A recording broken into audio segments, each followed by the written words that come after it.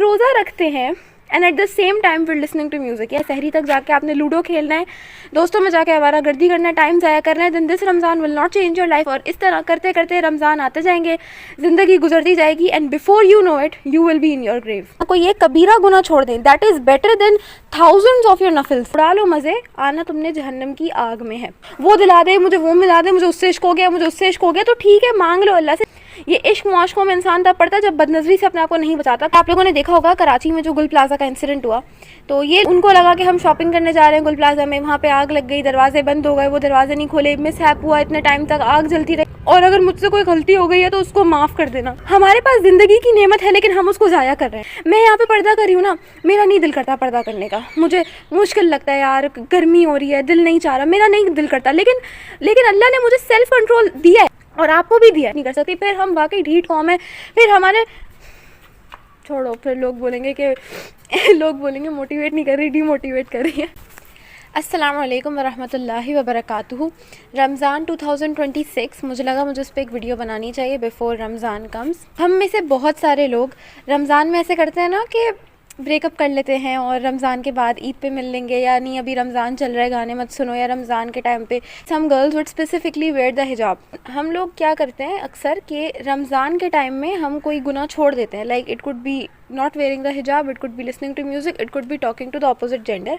रमज़ान के लिए छोड़ देते हैं एंड देन ईद पे हम वही चीज़ कंटिन्यू करते हैं। ईद पे हम कहाँ जा रहे होते हैं अक्सर घूमने फिरने, और उसमें ईद पे हम अल्लाह ताला की हदूद का ख्याल नहीं करते। ईद पे ख़वातीन इस चीज़ का ख्याल नहीं करती कि पर्दा आपका ईद पे भी फ़र्ज़ है, नमाज आपकी ईद पे भी फ़र्ज़ है। तो रमज़ान में इतना नेक बनने का फ़ायदा क्या हो रहा है हमें, अगर हम ईद पे वही सब चीज़ें कंटिन्यू कर रहे हैं। मेरा पहला पॉइंट सिर्फ ये है कि अगर आप कोई गुनाह क्विट कर रहे हैं रमज़ान में, ठीक है, proud of you, you are doing amazing, but continue it. अगर आप उस चीज़ को आगे कंटिन्यू नहीं कर रहे तो आपको इसका कोई लॉन्ग टर्म फ़ायदा नहीं होगा, बल्कि ये अल्लाह ताला के साथ मजाक है। जब आप अल्लाह ताला से माफ़ी मांग रहे हैं किसी चीज़ की कि आई एम सॉरी मैंने ये गुनाह किया, तो उसकी गुनाह की माफ़ी मांगने की बाकायदा एक शर्त है कि आपके दिल में ये ना हो कि मैंने दोबारा करना है। So if you are planning कि रमज़ान में ये गुनाह छोड़ देता हूँ और ईद पर मैंने दोबारा करना है, तो आपने उसकी वो शर्त ही इनवैलिडेट कर दी। ये सब जो टोपी ड्रामे हो रहे होते हैं कि नहीं हम एक रमज़ान के बाद बात करेंगे, या नहीं ये काम अभी छोड़ दो, अभी रमज़ान है, और ईद पे वो काम सारे दोबारा शुरू हो रहे हैं, then there is no point. हिम्मत करें, रमज़ान में वो काम छोड़ें, आगे इंशाल्लाह अल्लाह आपको तौफीक देगा और आप अपनी हिम्मत से भी काम को छोड़े रखें, फिर कंटिन्यू करें। देयर इज़ नो पॉइंट अगर ईद के बाद आपने दोबारा वो काम शुरू कर देना है। अच्छा, दूसरी बात, हम में से बहुत सारे लोग रमज़ान में स्टूडेंट्स होते हैं, अपनी पढ़ाई कर रहे होते हैं, तो मैं उनको ये मशवरा दूंगी कि एटलीस्ट बेसिक काम कर लें, क्योंकि इस ज़माने में मुझे लगता है कोई बेसिक काम भी कर ले रमज़ान में तो ठीक है, आपने रमज़ान को कैश करा लिया। यानी बेसिक कामों में 5 नमाज़ें आपने बहरहाल पढ़नी है, आपने रोज़े बहरहाल रखने हैं, तरावी भी पढ़ लें, अच्छी बात है। मैं बल्कि यही कहूँगी कि तरावी भी पढ़ लें, सिर्फ ज़्यादा नहीं कह रहे, सिर्फ तरावी पढ़ लें। तरावी, रमज़ान के रोज़े, नमाज़ें और लैलतुल क़द्र की जो ताक रातें हैं उनमें जाग लें बस। अगर मैं ये सिर्फ उनके लिए कह रही हूँ कि in case someone is very much busy, because a lot of us are students, तो हमें उतना टाइम नहीं मिलता कि हम रमज़ान में दिल खोल के इबादत करें, तो इतना भी कर लें ना, अगर इतना भी कर लें बहुत है। Something is better then nothing, ये भी बल्कि मैं कहूँगी इस ज़माने में वाकई को इतना भी कर ले तो बहुत है। और ये चीज़ भी एक जहन में याद रखें कि रोज़ा जो है ना, वो क्या मतलब है, हमें खाने पीने से क्यों रोकता है। रोज़े में अल्लाह ताला ने खाने पीने से हमें क्यों रोका है, हालांकि खाना पीना हलाल है। अल्लाह ताला ने हमें ये ट्रेनिंग के लिए किया है कि जब इसको हलाल चीज़ से रुकने की प्रैक्टिस हो जाएगी, ट्रेनिंग हो जाएगी, तो हराम से रुकने की होगी कि नहीं होगी। लेकिन हम में से कितने सारे लोग हैं जो रोज़ा रखते हैं, हम रोज़ा रखते हैं and at the same time फिर लिसनिंग टू म्यूज़िक। यानी हलाल पे पाबंदी अल्लाह ने इसलिए लगाई थी, खाना पीना हलाल है ना, हलाल पे पाबंदी अल्लाह ने इसलिए लगाई थी ताकि हमें हराम से बचने की भी ताकत हो जाए। लेकिन उल्टा हम खाना पीना छोड़ के हम म्यूज़िक सुन रहे होते हैं, खाना पीना छोड़ के हम टाइम कैसे पास करते हैं, मूवियाँ देख के, ड्रामे देख के। अगर मैं आपको पहले ही बता दूं, अगर ये रमज़ान आपका इरादा है कि इसी तरह गुजारना है, सहरी तक जाके आपने लूडो खेलना है, दोस्तों में जाके आवारा गर्दी करना है, टाइम ज़ाया करना है, then this Ramzan will not change your life. और इस तरह करते करते रमज़ान आते जाएंगे, ज़िंदगी गुजरती जाएगी and before you know it you will be in your grave. अच्छा, आपने एक और चीज़ भी बहुत ज़्यादा नोटिस की होगी, रमज़ान में अक्सर लोग कहते हैं कि भाई हमने तो कुरान फिनिश करना है, या maybe someone wants to memorize a part of Quran in the Ramzan. कोई भी नफिल इबादत के रमज़ान में यार ये करना है, इतने वजीफ़े पढ़ने हैं, इतनी तस्बीहां पढ़नी है। मैं आप लोगों को ये बता दूं कि एक गुनाह छोड़ देना, कोई एक कबीरा गुनाह छोड़ दें, that is better than thousands of your नफिल्स। कोई भी नफली इबादत जैसे कि कुरान फिनिश करना है, जो भी एक्स्ट्रा चीज़ें लोग रमज़ान में करते हैं, ठीक है, बहुत अच्छी बात है, लेकिन अगर आप किसी कबीरा गुनाह में मुलव्वस हैं तो उससे बेहतर था आप वो कबीरा गुनाह, एक कबीरा गुनाह छोड़ देते ना, और ये इतने नफल ना पढ़ते, इतनी इबादत ना करते, इतनी बार कुरान ख़त्म ना करते, वो एक कबीरा गुनाह छोड़ देना अल्लाह को वो ज़्यादा महबूब था कि आप वो एक कबीरा गुनाह छोड़ देते। कबीरा गुनाह में क्या आता है? कबीरा गुनाह इंक्लूड्स औरत का पर्दा ना करना। बहुत माजरत के साथ, कबीरा गुनाह अगर कोई औरत पर्दा नहीं कर रही है, ये कबीरा गुनाह है। अगर आप नमाज़ें कज़ा कर रहे हैं, ये कबीरा गुनाह है। अगर आप वालिदैन को सता रहे हैं, ये कबीरा गुनाह है। चोरी करना भी कबीरा गुनाह है, लेकिन आई थिंक कि हमारे आज ज़्यादातर लोग चोरी नहीं करते, खैर गालिब है।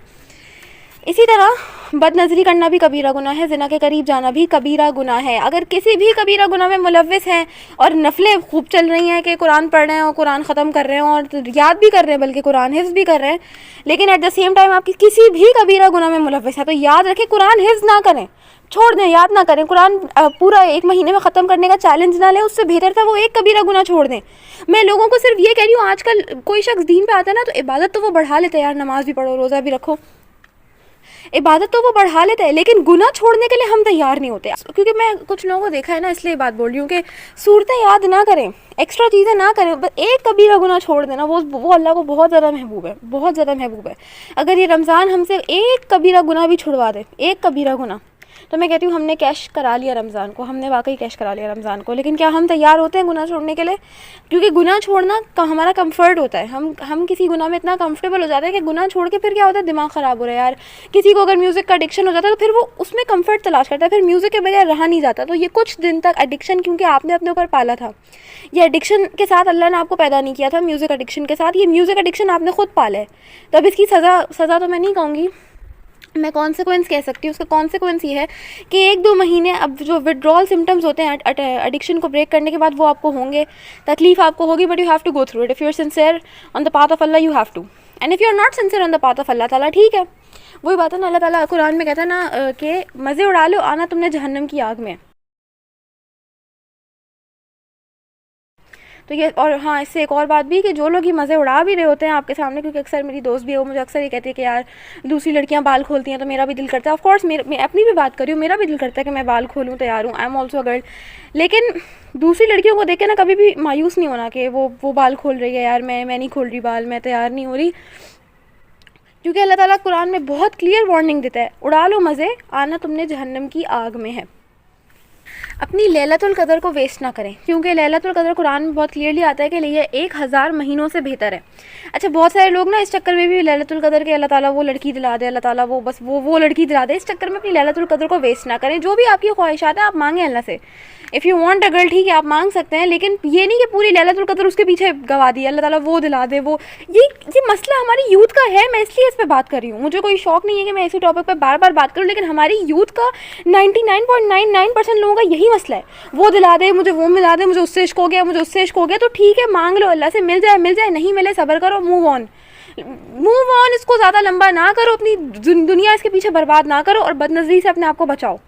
ये इश्क मुआशकों में इंसान तब पड़ता है जब बदनज़री से अपने आप को नहीं बचाता। क्यों? आप मुझे तो पहले ये बता दें, कोई लड़की सामने से जा रही होती है, आप नज़रें क्यों उठा रहे हैं? ठीक है, मैं समझती हूँ कि आपका बहुत दिल चाह रहा है, बहुत ज़्यादा दिल चाह रहा है, बहुत तकलीफ़ हो रही है, तो आप अल्लाह के लिए क्या उस तकलीफ़ को बर्दाश्त नहीं कर सकते?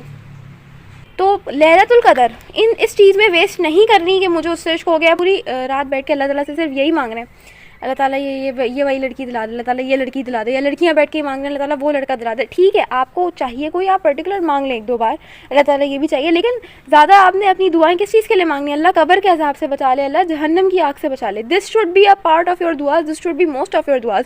और एक और दुआ भी, अहम दुआ ज़रूर मांगा करें, अल्लाह ताला मेरा ख़ात्मा ईमान पे हो, मुझे आमाल सोलिहा पे मौत आए, यानी अच्छे अमाल करते हुए मौत आए। Please ask Allah for a good and, और अल्लाह ताला से जन्नतुल फिरदौस भी मांगा करें। एंड लास्टली, ये हम मेरा और आपका आखिरी रमज़ान भी हो सकता है। अभी आप लोगों ने देखा होगा कराची में जो गुल प्लाज़ा का इंसिडेंट हुआ, तो ये लोग भी बिल्कुल नॉर्मल लोग थे, गुल प्लाज़ा गए शॉपिंग करने कि यार हमें कोई ख़रीदारी करनी है, और अचानक से वहाँ पे आग लग गई। एंड ये लोग, डिड यू गाइस रियलाइज़ कि ये लोग रमज़ान तक नहीं पहुँच सके, रमज़ान 2026 तक ये लोग नहीं पहुँच सके। तो पहले तो आपने अल्लाह से दुआ करनी, अल्लाह हमें पहुँचा दे। ये मैं गुल प्लाज़ा का इंसिडेंट का जिक्र इसलिए कर रही हूँ यहाँ पे इस वक्त, क्योंकि ये छोटी ट्रेजेडी तो खैर नहीं थी, लेकिन ये ट्रेजेडीज़ या मैं देखो गुल प्लाजा का जिक्र करने का मकसद सिर्फ ये है कि इससे हमें पता चलता है कि लाइफ अनप्रिडिक्टेबल है। लाइफ अनप्रिडिक्टेबल है क्या, उनको वहम गुमान भी था। अभी मैं ये तो इस पर बात नहीं कर रही कि ये हमारे हुक्मरानों की वजह से हुआ और ये हमारे हुक्मरान कैसे हैं सबको पता है। मैं अभी ये बात कर रही हूँ कि लाइफ कितनी अनप्रिडिक्टेबल है। उनको लगा कि हम शॉपिंग करने जा रहे हैं गुल प्लाजा में, वहाँ पे आग लग गई, दरवाजे बंद हो गए, वो दरवाजे नहीं खोले, मिसहैप हुआ, इतने टाइम तक आग जलती रही, आई थिंक दो दिन तक वहाँ पे आग जलती रही है। बताने का मकसद सिर्फ ये है कि लाइफ कितनी अनप्रेडिक्टेबल है। ये ट्रेजेडी उनके साथ हो गई, वो रमज़ान तक नहीं पहुंच सके, they could not reach Ramzan 2026। तो वो वॉइस नोट मैं यहाँ पे चला दूंगी। अस्सलाम वालेकुम। मैं चारों तरफ से फंस चुका हूँ गुल प्लाजा में। बहुत खतरनाक किस्म की आग लगी, मेरा निकलना बहुत मुश्किल हो गया है। मुझसे कोई गलती होता है माफ कर देना। क्या अल्लाह, अरे दरवाजा तोड़ो। अली भाई बाहर आ गए, अंदर आ गए, खिड़की तोड़नी पड़ेगी। अली भाई यहाँ पे आ गए। उस लड़के का जो वॉइस नोट था कि जहाँ पे वो कह रहा था कि मैं चारों तरफ से फंस चुका हूँ और अगर मुझसे कोई गलती हो गई है तो उसको माफ़ कर देना। अगर वो वॉइस मैसेज सुनने के बाद भी हमारी अकल ठिकाने नहीं आती और हमारे पास ज़िंदगी की नेमत है लेकिन हम उसको ज़ाया कर रहे हैं। बहुत सारे लोग रमज़ान 2026 तक नहीं पहुंच सके, तो आपने दुआ करनी है कि अल्लाह ताला हमें पहुंचा दे रमज़ान 2026 तक। दूसरी चीज़ ये है कि आप जब पहुंच जाएं तो ये आपका आखिरी रमज़ान हो सकता है। और ये गुल प्लाजा का इंसिडेंट का जिक्र इसलिए कर रही हूँ क्योंकि ये इससे हमें पता चलता है कि लाइफ अनप्रेडिक्टेबल है। अगर उनके साथ ही हो गया कि कल मैं और आप, मेरे और आपके साथ नहीं हो सकता, तो सवाल पैदा होता है कि चलो हाँ हो सकता है, तो अब हम क्या करें। तो वी प्रिपेयर फॉर आखिरत। हम इसमें ना बैठें कि मैं तो बहुत यंग हूँ, मैं नहीं मर सकती। मर सकते हैं आप, प्लीज़ काइंडली जाएं कब्रिस्तान, आपको दिखेंगे, आपको दिख जाएंगी यंग मौतें भी और आपको कब्रें भी दिख जाएंगी। और वो मैं लिटरल कहती हूँ भाई, वो जो लड़के का वॉइस मैसेज था ना, जो गुल प्लाजा में फंस गया था और उसने अपनी फैमिली को एक आखिरी वॉइस नोट भेजा था कि मैं यहाँ फंस गया हूँ, मेरे चारों तरफ आग लग गई है और अगर मुझसे कोई गलती हो गई हो तो माफ़ कर देना। अगर वो वॉइस नोट सुन के भी हमें एहसास नहीं होता कि हमारे पास कितनी बड़ी नेमत है ज़िंदगी की, कि हम चाहें हम नेक अमाल करके अपनी आखिरत संवार सकते हैं, फिर भी हम अपनी आखिरत नहीं संवारते, तो मैं कहती हूँ फिर ना कोई चीज़ हमें मोटिवेट नहीं कर सकती, फिर हम वाकई ढीठ कौम है। फिर हमारे छोड़ो, फिर लोग बोलेंगे मोटिवेट नहीं कर रही, डीमोटिवेट कर रही है। कि ये हमारा आखिरी रमज़ान हो सकता है, तो आपने रमज़ान को बिल्कुल इस तरह गुजारना है कि जैसे ये मेरा आखिरी रमज़ान है, ठीक है। और लास्टली ये कि हदीस में भी आता है कि क़यामत के दिन हमसे पूछा जाएगा जवानी कहाँ गुजारी, ज़िंदगी कहाँ गुजारी। ऐसा ना हो कि मैं और आप शर्मिंदा हो जाएं अल्लाह के आगे उस दिन, ऐसा ना हो। अपनी जवानी की हिफाजत करें। मैं इस चीज़ को बहुत एम्फेसाइज़ करती हूँ। मेरा बस चले मैं सिर्फ इसी टॉपिक पर वीडियो बनाऊँ कि अपनी जवानी को बचा लो, अपनी जवानी को बचा लो। जो कर सकते हो ना, जो कर सकते हो इस जवानी में कर सकते हो। 30, 35, 40 के बाद आदतें आपकी पक्की हो जाएंगी। You can not change your self. आपके अंदर बहुत सेल्फ कंट्रोल होता है, बहुत सेल्फ कंट्रोल होता है। मैं अगर यहाँ पे आपको अक्सर लोग ऐसे मुझे मुझे अप्रिशिएट भी करते हैं पर्दे पे कि भाई अच्छा पर्दा करिए। मैं यहाँ पे पर्दा कर रही हूँ ना, मेरा नहीं दिल करता पर्दा करने का, मुझे मुश्किल लगता है यार, गर्मी हो रही है, दिल नहीं चाह रहा, मेरा नहीं दिल करता। लेकिन अल्लाह ने मुझे सेल्फ कंट्रोल दिया है और आपको भी दिया है, क्योंकि अभी अगर मैं 35 या 40 या 45 ईयर्स की होती तो शायद मेरी आदतें पक्की हो जाती। फिर मैं कहती यार कौन करे। लेकिन मैं अपनी आदतों को बना रही हूँ अभी इस एज में।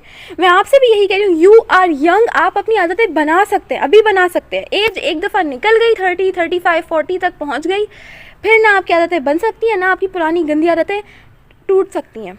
खैर एनीवे, इस वीडियो को मैं यहीं पे एंड करती हूँ and I wish you all the best for Ramzan. Verma Alaina इल्लल बलागुल Mubeen.